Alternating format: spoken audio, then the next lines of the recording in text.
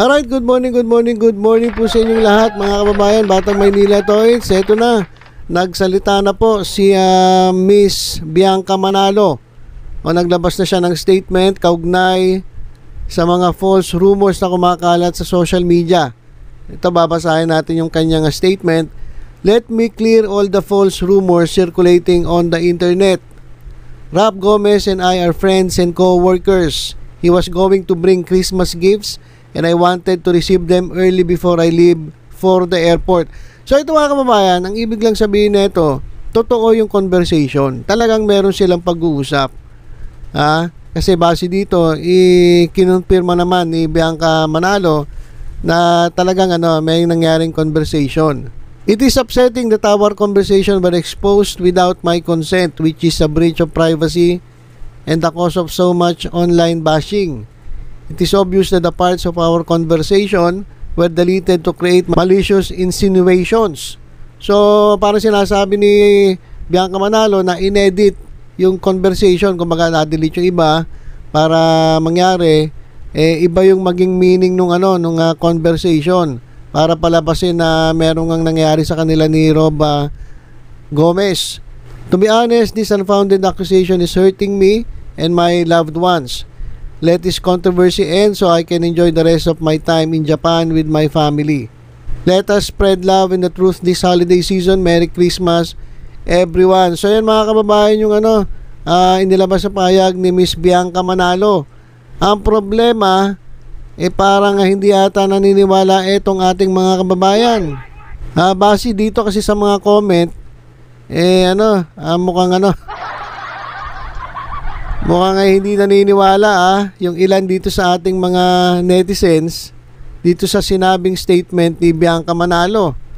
Kung magbibigay lang daw ng regalo etong si Rob Gomez, bakit kinakailangan mo pa raw sabihin sa inyong conversation na he's not here, he's in Valenzuela? Unang-una, pwede mo naman tanggapin yung regalo kahit nandyan si Senator, di ba? Kung talagang yun lang ang purpose, bakit pupunta dyan si Rob Gomez? Bakit kinakailangan pang pagdiinan na wala siya doon, na wala si Senator at si Senator nandun sa Valenzuela? So doon lang, talagang mapapaisip daw etong mga tao. Sabi nga dito, shocking di ba? Saka ito pa yung mga tanong ng netizens Bakit daw siya magbibigay sa iyo ng regalo? Why would he spend time giving you gift? Are you that special ba talaga?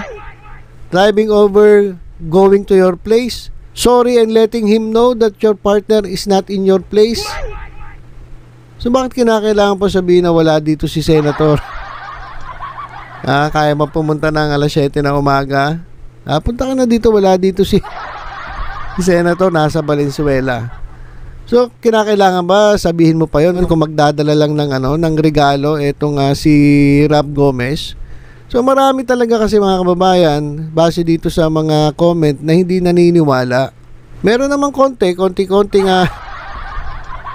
nag-comment na naniniwala. Sabi nito ng ating kababayan, malay naman natin totoo sinasabi niya. Siguro naman di siya gagawa ng ganyan knowing na senator yung partner niya. Ayun nga ang problema sa sobrang busy ng kanyang kapartner, baka hindi na siya nabibigyan ng panahon, kaya yan.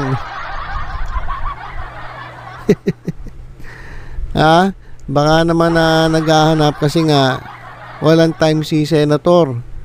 Sabi naman na itong isa, wala namang mali siya dun sa conversation. Victim na din ng cheating si Bianca kay John Prats. Nadadamay pa si John Prats. Parang mas sinisisi pa ata si John Prats kaysa dito kay Bianca Manalo na itong netizen na ito. Talagang siguro idol na idol na ito si Bianca Manalo. True po, at para may mga deleted messages nga, ang hirap kasi sa iba, super makajudge agad at makapag-bash. So pwede raw na merong mga deleted messages, kumbaga inedit para palabasin na talagang may kalokohan na itong si Bianca Manalo. Kaya nga ito, may nabasa ako rito. Ilabas na yung yung buong conversation. Kung di talaga yun na cheating issue, hindi panloloko, ilabas mo, sabi nung netizen, ilabas mo Bianca Manalo yung buong conversation. Ipakita mo yung resibo. para maniwala itong mga netizen. Kasi pwede mo naman total nalabas na yung conversation. Lumabas na yung sinasabi mo na deleted conversation. Ngayon, ilabas mo yung yung kabuuan ng conversation para maniwala sa yung mga tao na talagang walang cheating na nangyayari. Na edited lang yung yung inilabas. Kung sino man yung naglabas nung conversation ninyo. 'Di ba? Yun lang naman napakasimple nun. Ilabas mo yung buong conversation na nagpapatunay na talagang walang mali siya at kaya kayo nag-uusap ay para lang magdala sa iyo ng regalo. 'Di ba? Ilabas mo na lang yung buong conversation para matapos na itong issue na ito. Kasi ang dami talagang hindi naniniwala sa iyo, At marami pa nga nagsasabi rito, saka mukha namang wala pa sa kalingkingan ng boyfriend niya yung Rab na yan. Sabi nga dito, naka BMW ka na tapos ngayon babalik ka sa jeep. Meron nga dito ito nagtatanong naniniwala po ba kayo dyan? Maraming hindi naniniwala.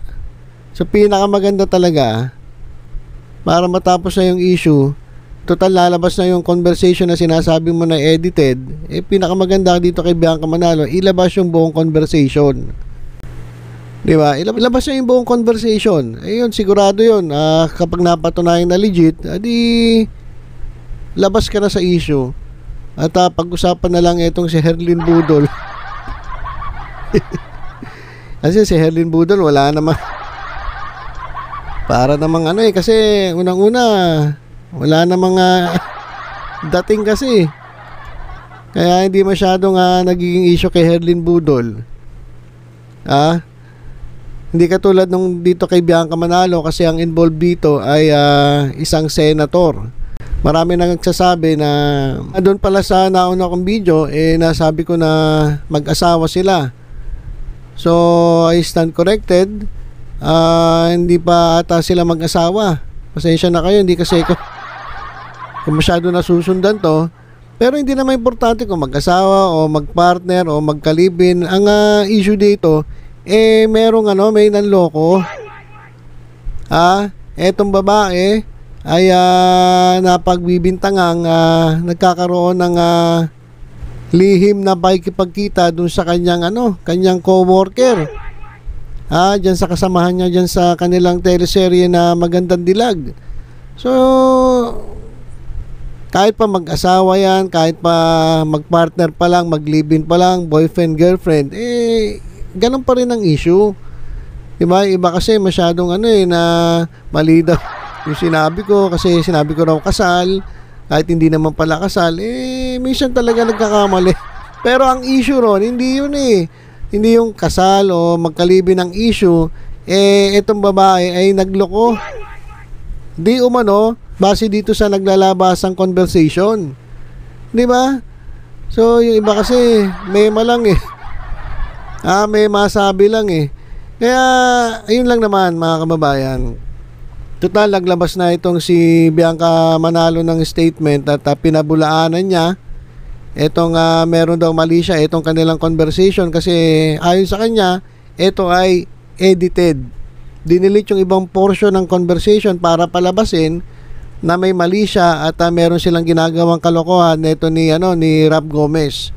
So napakasimple lang naman Kung talagang hindi totoo 'yon at yun ay edited, ilabas mo Bianca Manalo yung kompletong conversation. Yung hindi edited. Sigurado yan kapag nalabas mo na yan, titigilan ka na ng pambabash galing dito sa mga netizens. At ikaw ay makakapag-enjoy na kasama ng inyong pamilya dyan sa Japan. Diba? So yun lang, napakasimple lang. Ayun ang hamon namin dito kay Bianca Manalo, ilabas mo yung buong conversation. Para naman ito, masiyahan. Etong mga marites, lalong-lalo na ngayon, Pasko. Di ba? So yan lang mga kababayan yung update natin. Magabang tayo kung ilalabas ni Miss Bianca Manalo yung buong conversation. Yun lang naman ang makakapagligtas sa kanya dito sa isyong ito. Di ba? Total, sinabi niya hindi totoo. Ilabas ang resibo. Di ba? So ilan muna mga kababayan, tutok-tutok lang sa Batang Maynila Toys. Sa iba pang mga updates, ingat po tayong lahat. God bless.